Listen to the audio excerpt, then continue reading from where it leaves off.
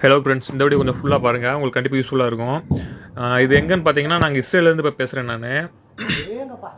இந்த வீடியோ கொஞ்சம் ஸ்கிப் பண்ணாமல் ஃபுல்லாக பாருங்கள், கண்டிப்பாக உங்களுக்கு யூஸ்ஃபுல்லாக இருக்கும். இதெல்லாம் என்னன்னு பார்த்தீங்கன்னா, இப்போ ரீசெண்டாக காசா ஈரான் வார் ஸ்டார்ட் ஆனதுலேருந்து கண்டினியூஸாக வந்துட்டு தான் இருக்குது. இப்போ இதெல்லாம் என்னன்னு பார்த்தீங்கன்னா, காசாலேருந்து வந்துட்டு இருக்கிற ராக்கெட் பாம்பு தான் இது ஃபுல்லாகவே. அந்த பாம்பு மேலே வெடிக்கிறதுனால ஒன்றும் ப்ராப்ளம் இல்லை, அந்தளவுக்கு எங்களுக்கு பெருசாக ஒரு பாதிப்பு இல்லை.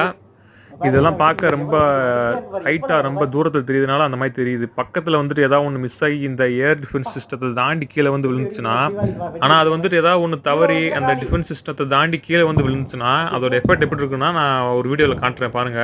அதோட எஃபெக்ட் பார்த்தீங்கன்னா ரொம்ப பயங்கரமாக இருக்கும். அதோட பாதிப்பு அந்த பில்டிங்கே ஒரு கொலாப்ஸ் ஆகிற அளவுக்கு வெடிக்கும். அந்த வெடிக்கிற சவுண்டில் நம்ம காது ஜவ்வெல்லாம் கிழிஞ்சிடும், அந்த மாதிரி வெடிக்கும். அந்த பில்டிங்கே ஃபுல்லாகவே கொலாப்ஸ் ஆகிரும். அந்த அளவுக்கு ஒரு பயங்கரமான சவுண்டும் ப்ளஸ் அந்த அளவுக்கு பவராக வெடிக்கும். இப்போ இஸ்ரேலில் என்னன்னு பார்த்தீங்கன்னா, அந்த அயன் டோம் அந்த மாதிரியான ஏர் டிஃபென்ஸ் சிஸ்டம் வந்துட்டு ரொம்ப ஸ்ட்ராங்காக வச்சுருக்காங்க. அதனால மேக்ஸிமம் ஃபுல்லாகவே மேலேயே அதை ஸ்ட்ரைக் அவுட் பண்ணிடுறாங்க. கீழே வரல, ரேராக 1-2 பாம்பு மட்டும் அந்த மாதிரி